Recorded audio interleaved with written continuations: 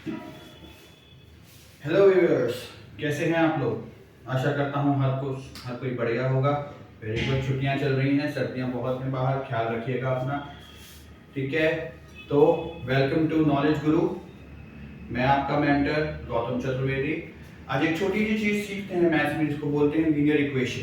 ठीक है, ये बहुत क्लासेस में आता है, स्टार्टिंग फ्रॉम 6 ये शुरू हो जाता है, स्टार्टिंग फ्रॉम 7 से शुरू हो जाता है लीनियर इक्वेशन। बच्चों को थोड़ी सी प्रॉब्लम होती है समझ में, वेरिएबल क्या होते हैं सर, कांस्टेंट क्या होते हैं, कोएफिशिएंट क्या होते हैं। मेरे पास ये कुछ क्वेश्चंस भी आए थे, तो फटाफट से एक बार जल्दी से एक इनके बारे में सीख लेते हैं। ठीक है, तो लीनियर इक्वेशन, इक्वेशन का मतलब क्या होता है भैया।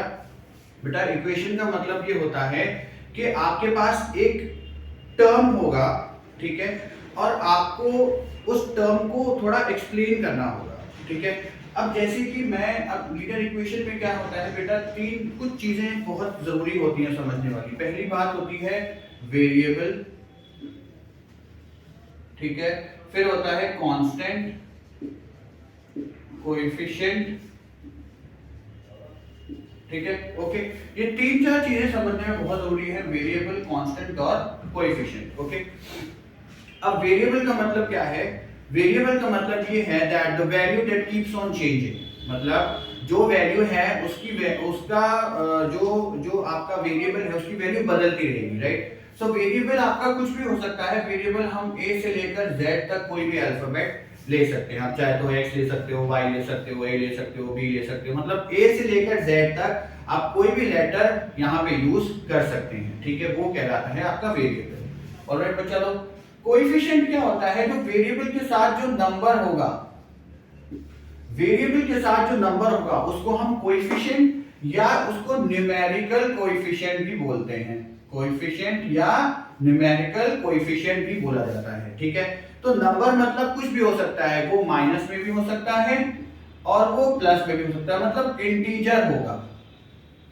ऑलराइट, वो फ्रैक्शन भी हो सकता है, इट्स नॉट नेसेसरी कि वो होल नंबर ही होगा, वो होल भी हो सकता है, वो फ्रैक्शन भी हो सकता है और वो एक इंटीजर भी हो सकता है। ठीक है, इंटीजर मैंने यहाँ पे क्यों यूज करा है, क्योंकि आपका कोएफिशिएंट प्लस में भी हो सकता है और माइनस में भी हो सकता है। ठीक है, इंटीजर्स क्या होते हैं अपन नेक्स्ट क्लास में पढ़ेंगे। फिलहाल हम ये देखते हैं कि यहाँ पे जो वेरिएबल है वो कोई भी आपका लेटर हो सकता है, ए से लेकर जी तक। ठीक है, कोएफिशिएंट उसके साथ जो नंबर होगा उसको हम कोएफिशिएंट या न्यूमेरिकल कोएफिशिएंट कह सकते हैं। ठीक है बच्चा लोग, कांस्टेंट क्या होता है, इसकी वैल्यू कभी चेंज नहीं होगी। कांस्टेंट एक सिंगल नंबर को हम कांस्टेंट कहते हैं, एक सिंगल नंबर को हम कांस्टेंट कहते हैं। तो अब जैसे मान लीजिए मुझे एक इक्वेशन बनानी है, मुझे एक सिंपल इक्वेशन बनानी है, वो कहता है any number added to 7 will give 3। Suppose करते हैं मेरे पास ये क्वेश्चन है that any number added to 7 will give 3। तो मैं कैसे इसमें पढ़ूंगा, पहले मैं इस क्वेश्चन को पढ़ूंगा, लाइन बाय लाइन क्वेश्चन पढ़ेंगे और हम इसकी इक्वेशन बनाएंगे। ऑलराइट, एक साथ नहीं पढ़ना है हमको। Okay, if you are well versed enough with these equations तो you can do it in one time, but जैसे हम 7th में ये शुरू होता ही है तो हम क्या करते हैं, एक साथ नहीं पढ़ के हम लाइन बाय लाइन पढ़ के उसकी इक्वेशन बनाएंगे। तो पहला क्या है, एनी नंबर। अब एनी नंबर को हम मान लेते हैं, हमेशा इसमें हम सपोज करके चलते हैं, जब भी हम इक्वेशन बनाते हैं हम सपोज करके चलते हैं। बेटा हर एक चीज सॉल्व करने का एक तरीका होता है। ठीक है, वर्ड प्रॉब्लम है तो उसका कोई ना कोई एक मेथड होगा, हमको मेथड वाइज चलना है। ठीक है, अब सपोज करिए, मैंने यहां सपोज करा let the number be x equals to x, मैंने एक्स ले लिया यहाँ पे, आप कुछ भी ले सकते हो। ठीक है, मैंने कहा let the number be x. ठीक है, नेक्स्ट क्या है, मैंने कहता है एडेड टू 7, जो नंबर मैंने सपोज करा है that would be added to 7। So ये साइन लगाएंगे देयरफॉर का। ठीक है, अकॉर्डिंग टू